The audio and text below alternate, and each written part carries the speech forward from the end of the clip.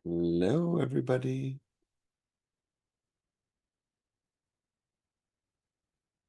Welcome back. I don't know. For a moment, I just realized it sort of feels like a show, you know. Hi, Sherry. Nice to have you here. Hello. It's so nice to be here. I've been wanting to join you all for quite some time, and today the stars aligned. So it's great to be here with everybody. Yeah, thank you. Well, we are going to wait a few minutes and let people drift in. Let's see, where is Carol today? My gosh. Is that Scotland? No, where is that? Tell us, Carol. It's in France. Oh, France, of course, France. So beautiful. And Kawika is with his beautiful background, but you're in Hawaii. So good. Are we all going to go visit him one day? Yes. Hopefully, there's a large parking lot where you live for all of our tents. Um, well, I don't have a lot of, I was trying to think of if I had some introductions to stall. I usually try to stall a little bit and let people slowly come into the room. Um, oh, Kelsey, I see an image there that I've never seen before. I think it just means not on camera.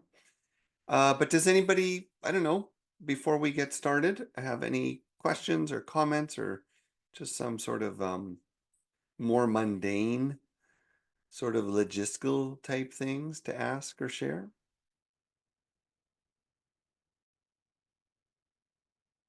Or are we just going to have to get started? Oh, yeah, go ahead. So while we're just waiting for everyone to get settled, I had the third worst day experience of my life, Oh, wow. and it was to do with pain from a pinched nerve that is kind of, it showed up 3 years ago and it showed up again last night. And the reason why I'm sharing it with the group is it literally tore my world upside down, and it lasted for about 4 hours. And then coming out of the experience and being, stated as the third worst experience of my life, it just had a tendency to just humble me to my knees. Wow. And it humbled me in gratitude for everything that's working, Hmm. and everything that I guess I'm being supported on. So I just wanted to share that. For those of us in this group that's had that level of pain before, that you don't want to live when you experience it. So I just thought I'd throw that out there. Wow. Well, I'm sorry you had to experience that at all, but I'm grateful that you've taken some gift from it. Yeah. Well, I mean, maybe we can just start off with just a little reflection there because I think you shared something important. And for Sherry and I think, let's see, we have Lori, maybe Deborah. I'm not sure if that's a Deborah we know, might be. Um, typically we take the first 5 minutes just to sort of let people get in the room and show up. And then our time is some combination of something interactive or guided, I should say, maybe like a meditation or a prayer, something inclusive. And then there's usually a theme or a topic and then some discussion around it as a group, and people contribute things. Now, sometimes once in a while, last week we did a breakout groups, and a lot of times we don't. And sometimes I talk a lot, and sometimes I talk less. Um, yeah, so there's sort of a similar flavor every week, and then it's also a little different. I also say this every week. I think expectation management is important. Otherwise, people are like, what's going on here? Barbara, yes, Barbara Jurgen, unmute and Okay. speak your So mind. how was your first radio show? Didn't you Oh have, gosh, that was wasn't that last week? yeah. Thank you for asking. So I've been pretty fortunate. I've had a lot of interviews since I don't know the last few weeks. In fact, I just got off a radio interview. But the interview you're talking about is the Coast to Coast interview, which Uh-huh. was kind of like a sort of a famous show, and it was great. It was a lot of fun. It was 2 hours long, which I thought was obscene. I couldn't imagine anyone wanting to talk to me for that long, or having that much to say. But I guess if you know me, I don't run out of things to say. And it went quickly, and yeah, and I got lots of nice feedback, and look, there's some people I saying, see some people. So yeah. will it be on the Zoom? Will we be able to see it? Yeah, so you don't get my newsletter, do you? Yes. Oh, did you get it today? No, I haven't looked at email today. Check it out. I have a link to the interview. Okay. Okay, good. Yeah. So in case anyone's not in the newsletter, it tries not to be too promotional, although I'm definitely promoting the book right now and begging people for 5-star reviews on Amazon, because that's the horrible world we live in. Um, and yes, I don't even care. I don't care if you've read the book or if you even like it. I don't mind saying that. Quite genuinely. I shared with someone, Joni and I were exchanging about the reviews, and I said, Joni, if you ever are buying some electronics on Amazon and you see 15,000 positive reviews, once in a while take a look, because you'd be surprised how often companies are taking reviews Mhm. from one product and sticking them on another just so they can have a whole bunch of good reviews. It's terrible, but as they say, when in Rome. It's the world we live in. Yeah.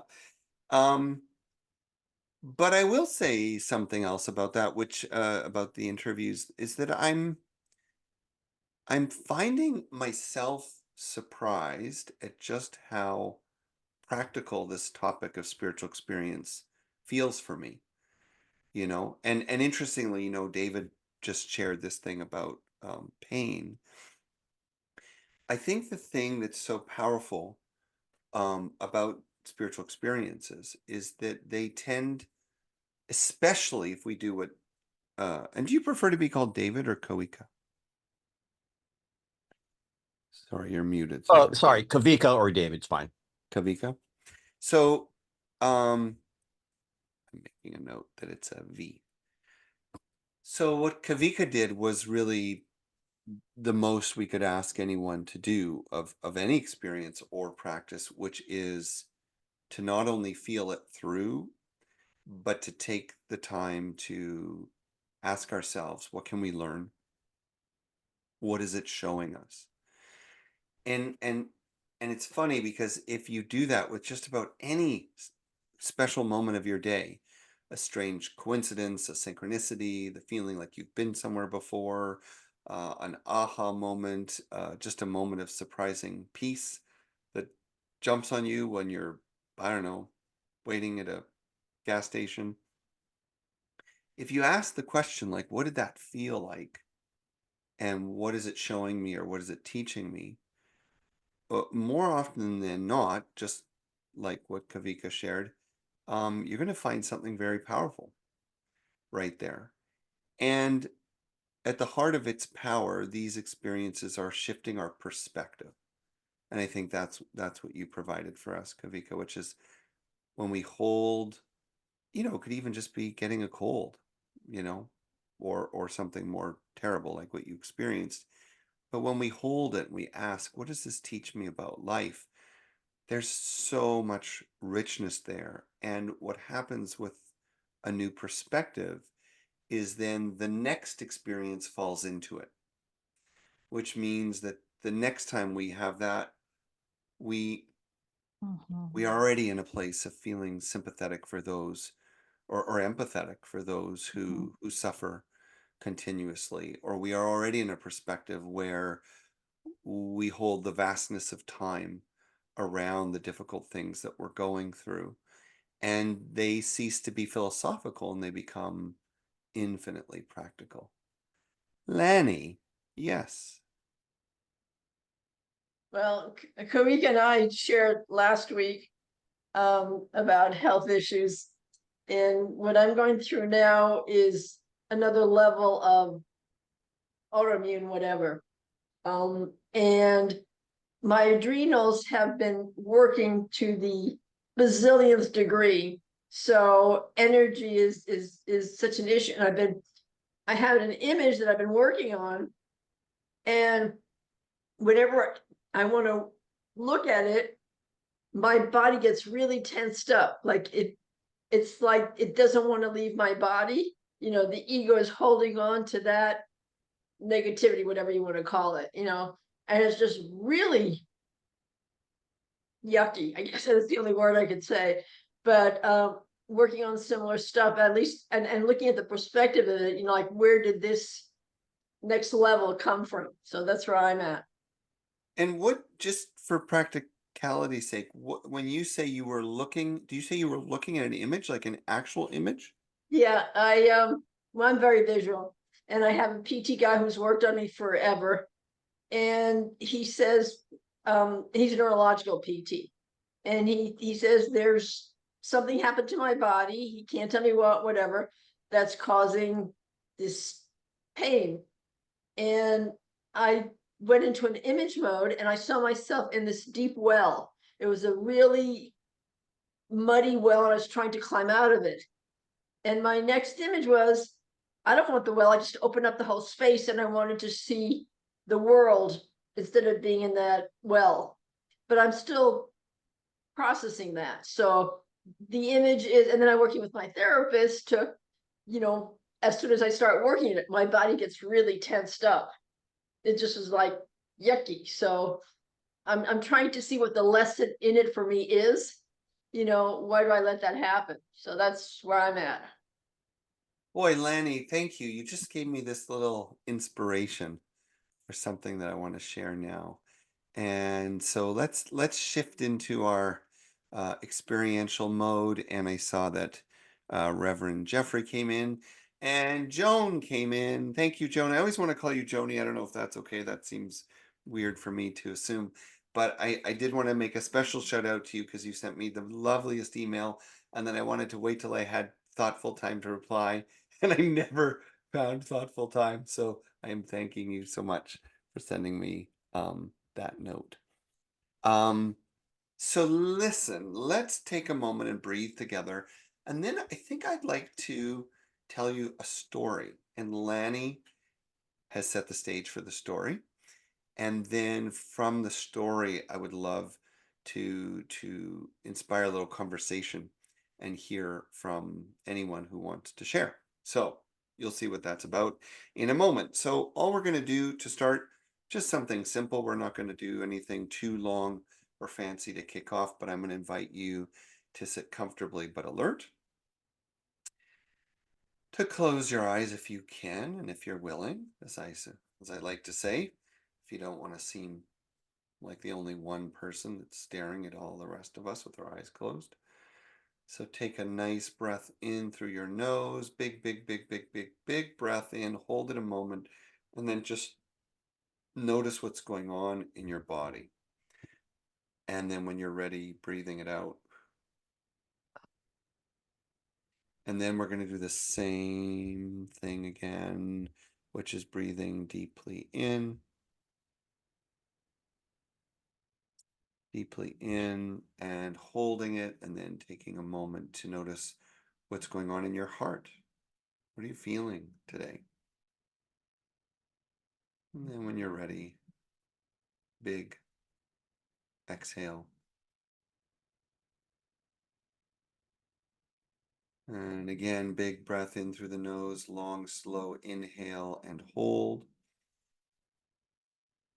And notice sort of the quality of your thoughts or just what's been on your mind lately. And then with this exhale, let's let that go. Imagine you can actually breathe out all that thinking.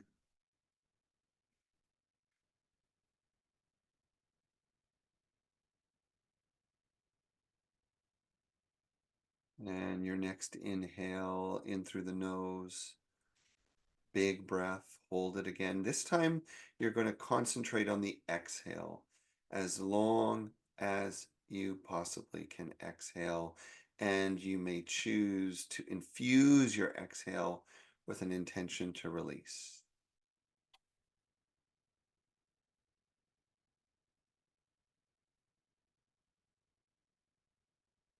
And for some of us, there's a great power in complementing our breath with affirmation. So when we breathe in, you can say something simple to yourself.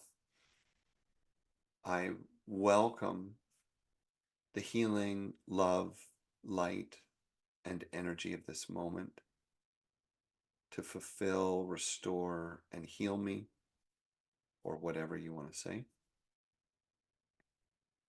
And then exhaling, I release into the light anything that is not of the light, or whatever you want to say. Whatever you want to receive, breathing in peace and perspective, releasing fear and worry.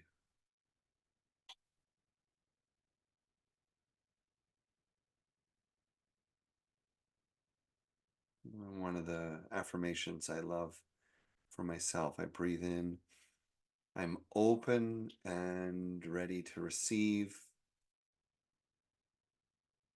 and I release whatever stands in the way. Just that. Breathing in, I'm open, willing, ready to receive any guidance for my highest good. And I release anything that stands in the way.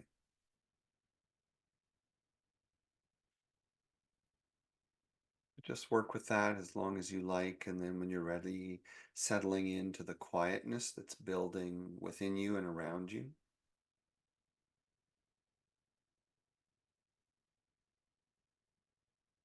And now envision that your quietness is allowing you to sense and see in a way that you do not normally, and you are activating, evoking, becoming aware of a beautiful healing light that is surrounding you like an egg of energy, a sphere of light. Just imagine what color that would be, or maybe something just immediately comes to mind. Could be a solid color or a shifting, changing color. But if you could be held right now in the most beautiful, loving, healing light, what would that color be? What would that healing be?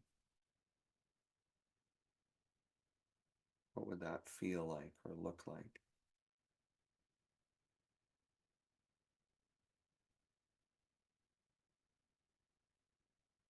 Imagine you're receiving that energy through the skin of your body into every cell, like an infrared blessing. And if there's any part of your body or being that is in pain right now, sorrow, confusion, weariness, and just allow that light to move into that place.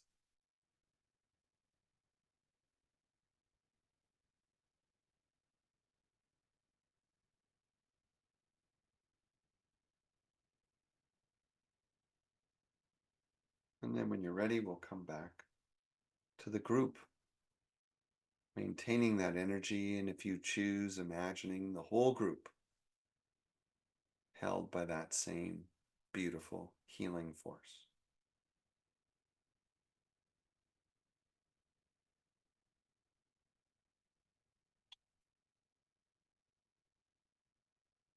So this story that I'm going to tell you today, so I'm not really going to do a teaching. I'm going to just tell a story.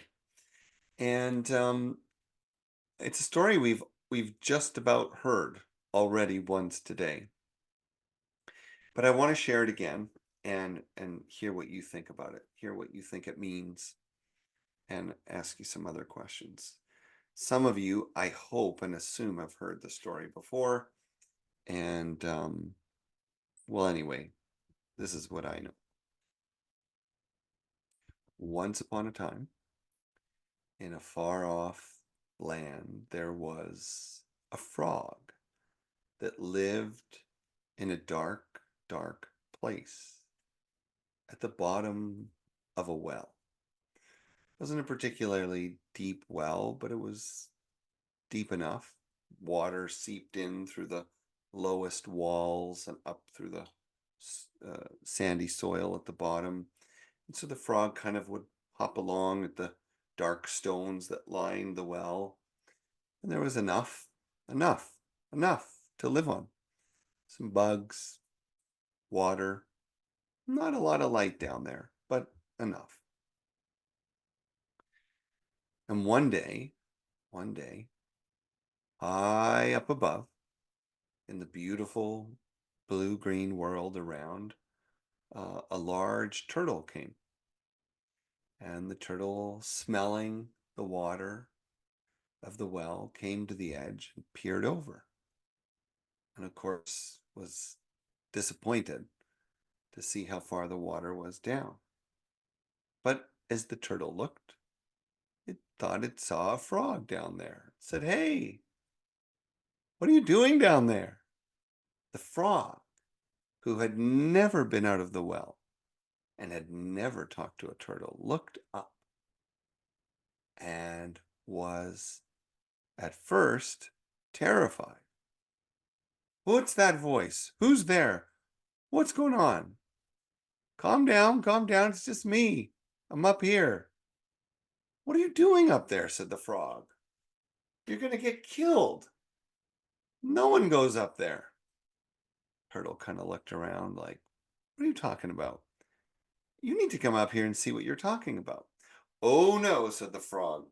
"I'm just fine where I am. I've been here all my life. I'm going to be here all my life. It's safe. I have everything I need. It's not the brightest place, but it's all I know." "Well, I don't know," said the turtle.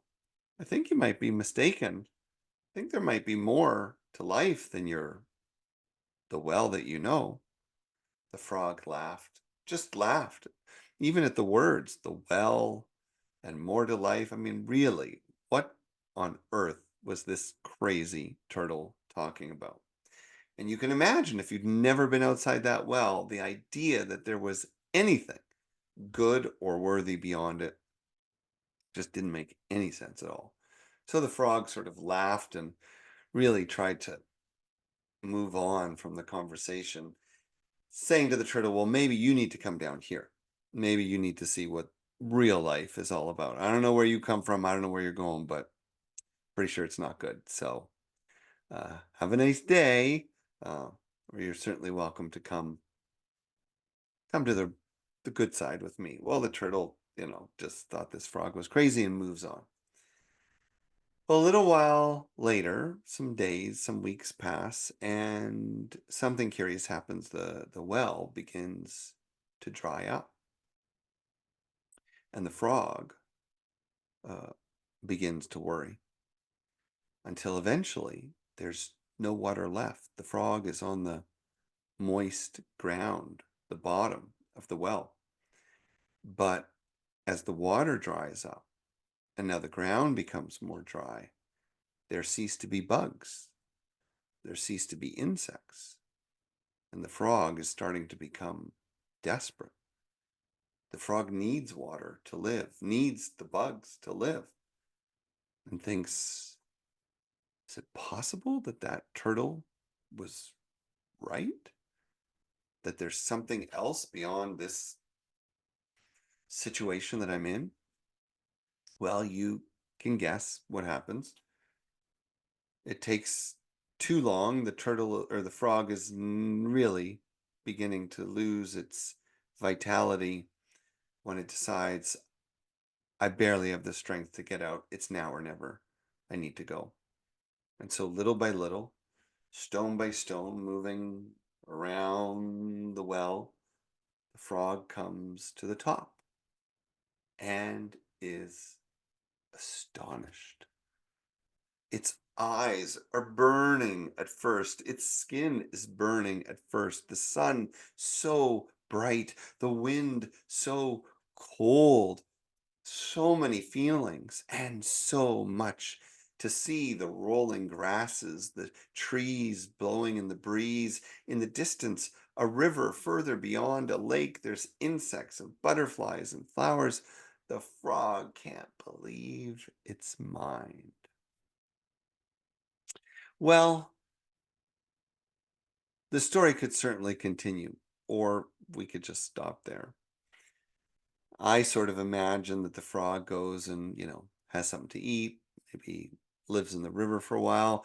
But I also imagine that maybe the frog even goes back to its well when the water returns, and just because it was home, maybe goes back down for a bit. But I like this story, and I think it was really interesting that Lanny shared it, because this versions of this story have been used for hundreds of years to talk about consciousness. So in some versions of this story, the frog leaps and briefly catches a glimpse of the bigger world, which is sort of like us having spiritual experiences. Or the turtle represents something like divinity or a spirit guide or a breakthrough experience, right? Gives us a little whisper, a little message, like the world's not what you think it is.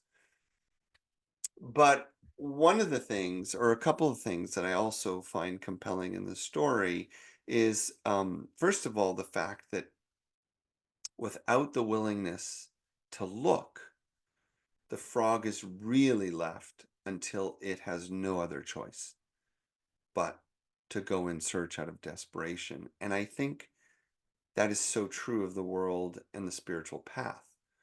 I think a lot of you here have had this interest for a long time. So maybe you didn't need to get to the point where the well dried up and you just had to go looking for something more. And some of you that did happen to. Regardless, we all know those people. We all have people in our lives around us everywhere that probably won't look until something or someone else compels us, almost out of a kind of extreme need. But the other thing about this story that strikes me, particularly on the topic of spiritual experience, is that what the frog experiences when it leaps out of the well is very much what we experience when we have moments of true breakthrough, moments of spiritual connection. We see the world in a way that is vivid. We feel our senses heightened. And once we've seen these things, depending what we see, if we really take them in, we can never unsee them. And they become a part of who we are and what we experience for the rest of our life. Although, maybe to conclude, it is also very much human nature after these incredible experiences to revisit the well. And then sometimes even to get stuck back down there again, doubting the validity or the power of what we once briefly knew to be true. So I'm curious to hear from the group how the story resonates for you. Maybe you have a different interpretation. Maybe you have a personal example of one of my interpretations. Maybe you have a recommendation for how to get out of the well.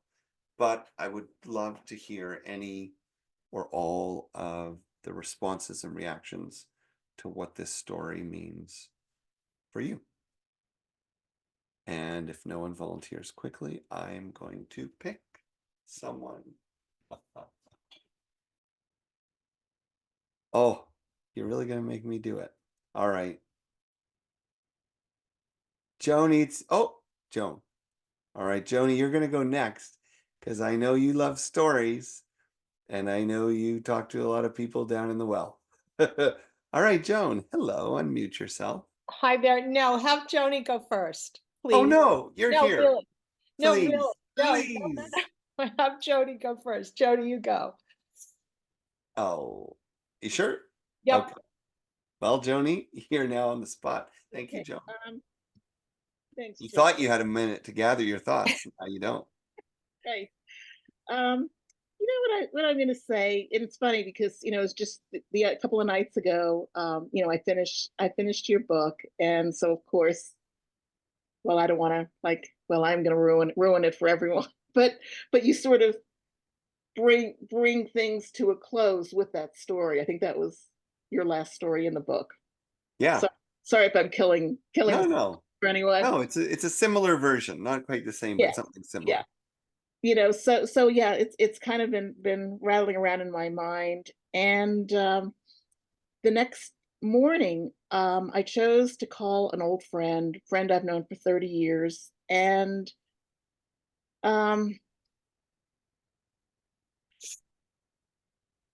what's interesting for me in this moment in my life is that yes, it's true what you said, Jonathan. I've spoken to many people at the bottom of the well, and found good company down there. But I'm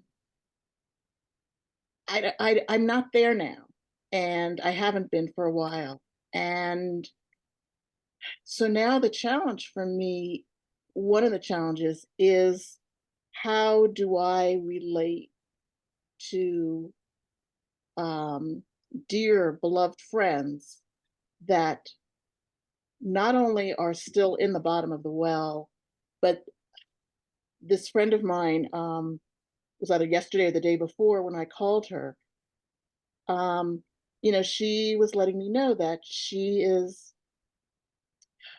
ready, like she's ready to go at any moment. Like she if she's ready to die.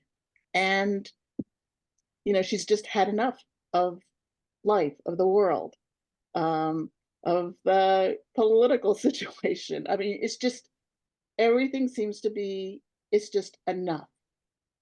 And what's I'm trying to figure out, like she's not going to just end her life tomorrow or something. It's not a situation like that. It's a pretty well thought out plan. But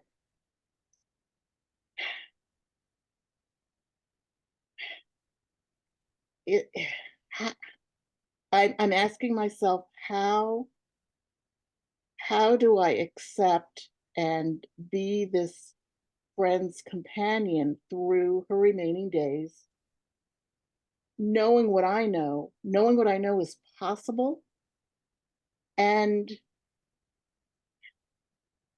deciding whether her being the frog and not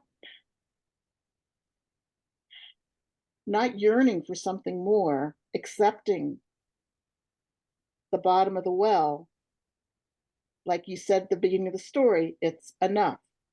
There's enough water, there's enough flies. Is that a better gift for me to give to her, to accept that, Mm. than to do everything in my power to show her what's over the lid? I'll stop there. Whoa, Joni, I have a couple questions, but then I'm not going to answer this today. I'm so interested to hear other people's thoughts. So I'm just going to throw some stuff to enrich your scenario. First of all, what exactly is the health condition of this person? She did just find out that she took some tests, had an MRI, and she is in early Alzheimer's. But but no immediately life-threatening condition. No, but she's had, it's interesting because she's had a very bad fall, like I had a couple of years ago, lots of broken bones, recovered. It's just been like a series of things that have occurred. Hmm. And I relate to that so well because it's been my life for the last few years. But we've gone in very different directions. So one of the things I'll just add to the mix for people to think about, in some traditions that I've been exposed to, the most obvious answer would be to do nothing. In some cultures, the most obvious answer would be to simply witness them, support them, love them where they're at. And I have also been in communities and traditions where the obvious answer would be you do everything possible. You know, that you bring books, share movies, offer outings, reconnect them with life, right? Time for resuscitation. But I wonder, I'm not going to make a judgment call here. I wonder how other people are feeling about this. I'd be so interested to hear a couple of comments or reactions. Who wants to take this one? And I don't mean to pick on people, but Jan, I'm kind of interested in your thoughts because, for those of you that don't know Jan, she's been involved in something called Healing Journeys for a very long time and has met, I would say, thousands of people facing end of life conditions or end of life diagnoses, or I'm sure many people go to your events at the bottom of the well. Not everyone, but there's got to be some. So I'm just curious, as someone who's been there, and I have someone else I want to pick on too, but what are your first thoughts? Thank you, Jonathan. As you were telling the story, I was thinking about what the well represents and what outside of the well represents. And what came to my mind is that being inside the well represents our physical life. I'm thinking of your diagram in your inspiration deficit disorder of the different levels of life. Mm-hmm. And that outside of the well is our essential, our soul self. And that possibly death is what forces us to get out of the well and to see that there's more than the physical body. That because death is just a spirit soul life. I mean, I don't see death as the end. I think it's the end of the physical body, but it's the expansion of the soul. And so maybe getting out of the well is the same as dying. Who's to say that this life is better than whatever's at the other end of the transition? Because we don't know. So Joni, I'm thinking of your friend. That might actually be great for her if her body limitations are keeping her down, that letting herself accept death would be one way of getting out of the well and expanding her soul. Now, just a quick question. Do you mean literally if she just dies, she'll be free to be in the other dimension? Yeah. Oh, We yes. I don't know about that. I mean, we really don't know. Right, right. I think often of before we were born and we were so happy in the womb and we didn't want to be born because it was scary out there. It was like getting out of the well. The womb was our well. But obviously all of us got out and it was a great thing. It was a really good thing. It could be that death is the same kind of thing, but we just don't know because we're all in this life, in this well, and we don't know what's out there. And it could be that the transition of death is going to be just as exciting as the transition of birth was. Yes, I think that's a Unknown. beautiful way to hold it. And I would also, I'm going to add, and then I'm going to pick on someone else unless you want to keep going.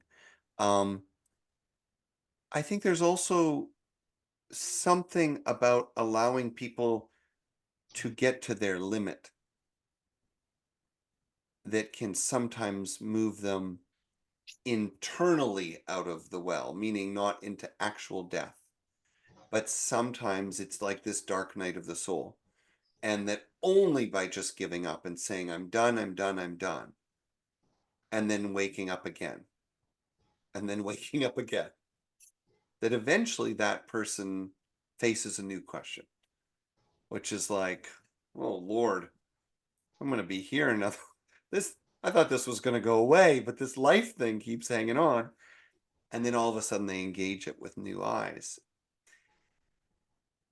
so there's that too. Now, Kelsey, I know you have an interest in the end of life journey, and I wonder if you have any immediate, if you want to share anything at all on this topic. Yeah.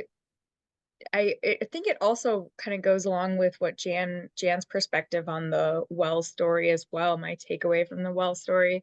Because I was thinking about it when in that reflection that you said, Jonathan, about sometimes you have to like reach your end, like you have to reach a limit and everything. That's the way that I was thinking about it as well, is that it's like you yourself have to hit that limit. Like, because for me, I in my journey, it's been like, I was really, really depressed, and I like stayed away from anything like spiritual, religious at all. But I was like so depressed for so long.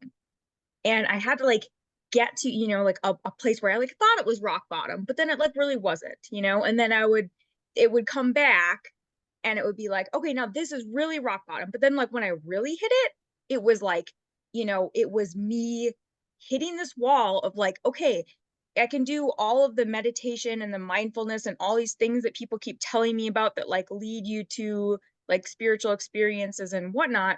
But like you have to ultimately take that leap into believing and into like taking an extra step of action to get there.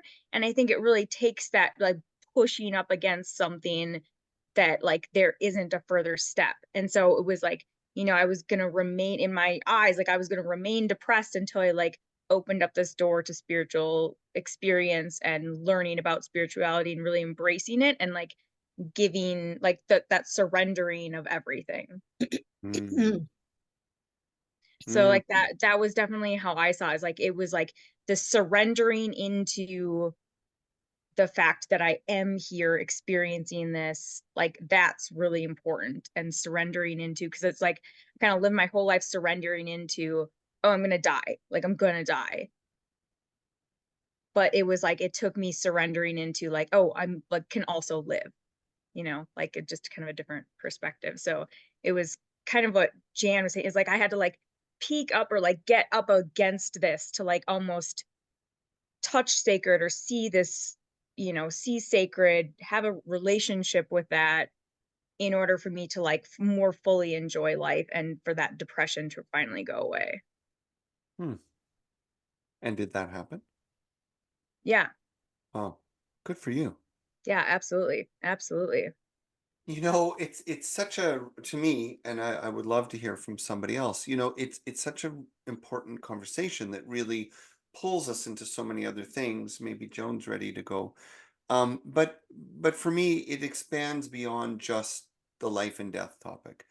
It also now takes us into this question, as Kelsey's brought up, what is necessary to spiritual growth and maturation, and what level of trust or faith or surrender do we need to have? So just two again, I'm just throwing in some more ingredients into the pot here. The two things I think about are how in the modern world I feel like many of us have sort of grown to have a bit of a distaste for the word faith. Not everyone, but a Yeah. lot of us that are more spiritual than religious, because faith has become this sort of thing that has, well, in many cases, become an excuse to do terrible things, right? Like I have faith that so I'm justified. I have faith, so I'm protected. I have faith, so I don't need to do better. But I don't really think that's what real faith is. I think most people, religious or not, who have a deep lived experience of faith have experienced something like what Kelsey's talking about. It's surrender, right? To me, they're the same word. It means I have this ultimate trust. On the other hand, this takes me back to Joni, and I think, well, gosh, yeah, I may have faith that life's going to work out for this person, whether they're alive or not in this body. But there is also this other question that Joni presented, which is my question her question, or is it just my question? Now let me clarify. Do you know what I mean by that? So if I make my question her question, then that means, what's in her best interest? Right? But if I make my question my question, sorry, that's confusing, then I ask something different, which is, how do I pursue the highest good as I know it in this moment of my life, given what I have to offer and what I'm feeling called to do? Because just as I can affirm someone who says, I just need to love and witness them and let them go through what they need to go through, I also do not dismiss someone who feels a calling or guidance or a deep intuitive pull to share something, say something, do something that may move somebody out of that. And of course, that's tricky. I'm going to end this rambling with the analogy of me and my son. I have a 15-year-old son. Many people here know that.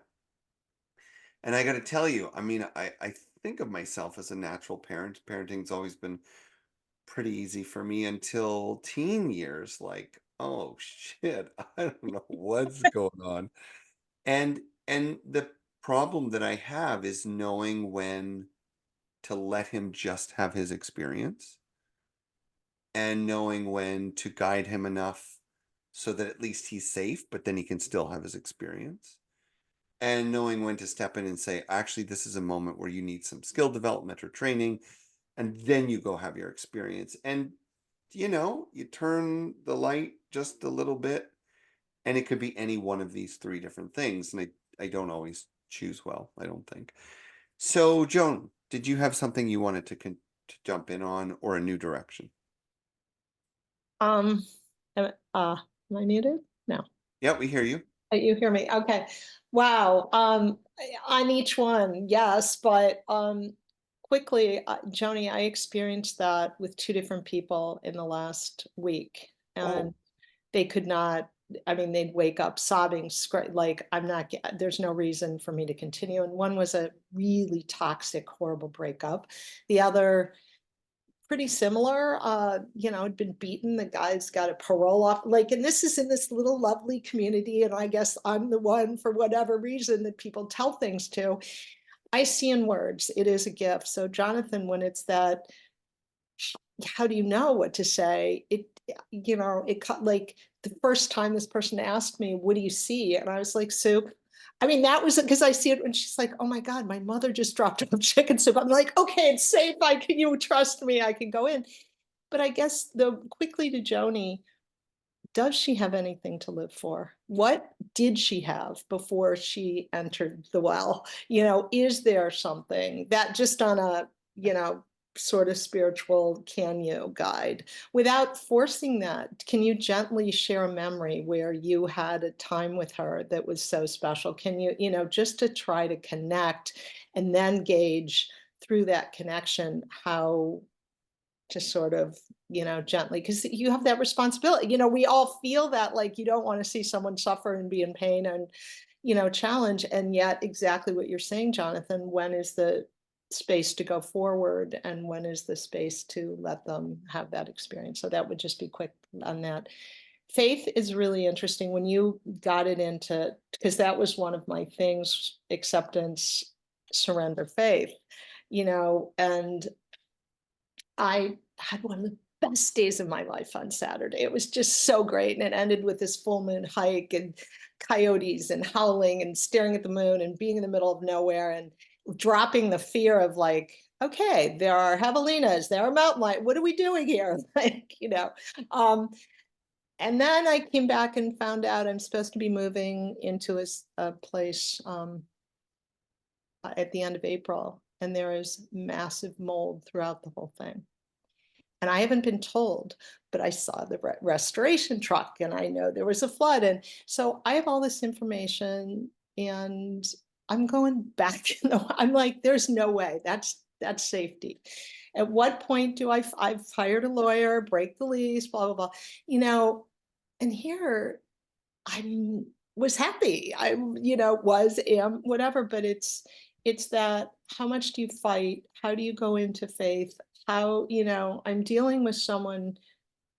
I saw the word mold. There was a flood. I saw the word mold, and the property manager is like, "Oh, we're going to reduce your, your rent. I'm renting for, blah blah." But $10,000 was not, and I knew that was another clue. There's something wrong. There's nothing wrong. There's nothing wrong. So I know someone's lying. So it's like, great. Am I being thrown back? Is there a possibility you're thrown back in the well? Is there a thought that I didn't want to go back? It's downstairs, ground level. I don't want scorpions. Is God, that's where I go, is God, but the universe, whatever source, protecting me, because I didn't want to live there, but it's going to cost me money that I don't have. So it's like, is there such a thing? Are we responsible for everything we call in? Is that all a lesson? Is there a lesson for everything? Where do you surrender? Where do you not fight, but stand up, boundary, same, because it's all the same. I keep getting the same lesson. My client won't give me anything I need. Yes, last night, just do your magic. And I pull an all-nighter, and I like, what? And I'm not going to finish it this time. Can't have it. And this is for Natural Products Expo and 76,000 people. And, so it's like, where do we accept and surrender versus where do we go forward and start climbing out of the well? Am I back in the well? So I don't know. I love the way you've intensified what I think is probably a core issue here, which is discernment. Right? Because as I listen to everyone, and I'm going to pick on one more person before I share a little more. But what I was going to say, that listening to you, Joan, like I feel like that is sort of the distillation of all this. I mean, we can, of course, we should think about life and death, and we should think about stuck and free, and we should contemplate what does it mean to support people, really support people. Is it to support them where they are, where we want them to be? But at some level, it's all pointing towards discernment. Because if I walk through the forest outside here, what I can see is that the different forms of life are different, period. And what I mean by that is some birds are already showing up for spring here, and some birds aren't. And some plants, I mean, we have flowers where I live, actually. We have some flowers already pushing out, not just crocuses, but our daffodils are already coming up and other things. Some flowers were born to push ahead, and some are reluctant and slow. And what I mean by all that is to say, I don't think there's an answer for everyone. I don't think there's one answer for everything, neither in those that we seek to serve. It's not one size fits all, nor is it in ourselves. And this is where, kind of drawing on the reference to the book, Spiritual Experience, I think cultivating an intimate relationship with life, with consciousness, with spiritual guidance is critical. Because for me, the only way I can really sort through some of these difficult decisions is not to sort through them myself mentally, but to go to a different kind of place and space.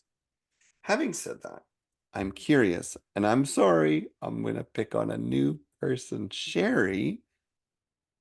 Oh, I know you thought I could get away with just listening, but I really did. and you don't need to say anything if you don't want to, but I wonder if there's anything that's just you feel like contributing to. You don't have to at all, but since you're a new Well, face.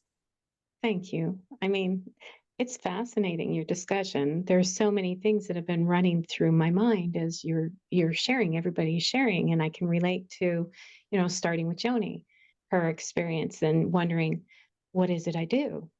And going back to you, Jonathan, with your son, am I supposed to be showing up this way or that way or this way? And I get all of that. And so, and then Jen, with your experience, sometimes people are just ready to leave. I understand that too, because sometimes healing is allowing the soul to leave. For me, what is coming through the most is that discernment and understanding that we live in this world of polarity. We don't have to be either this or that. We could, Joni, you can show up as from your heart always, and holding space for her and not in judging yourself or judging her, thinking it should be this way or that way, but still allowing yourself to be present and to share whatever is coming to you without clinging to her having, you're feeling that she needs something from you. Because I think that's where we suffer. Hmm. So that's really what's coming through for me, is that we have this clinging need to do things a certain way rather than simply allowing ourselves to experience what's really what you were saying, allowing that higher power source to come through and guide us from that wisdom.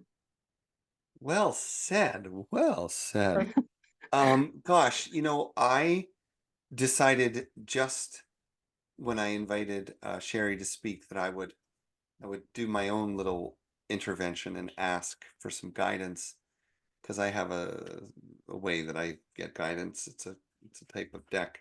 So I just quickly picked two cards to see what they would say. And then Sherry said exactly what they said. Oh, wow.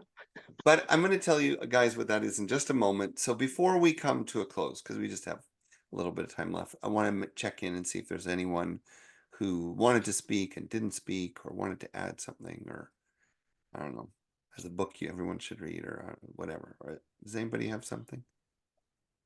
You okay? Oh, Jan, yeah. I just want to add one thing. I loved what you said, Sherry, and I think the key is whatever we're doing to not be addicted to a particular outcome. Yeah. Yeah. I think it's critical. And there's some nice comments in the chat. Chantel, thank you for that.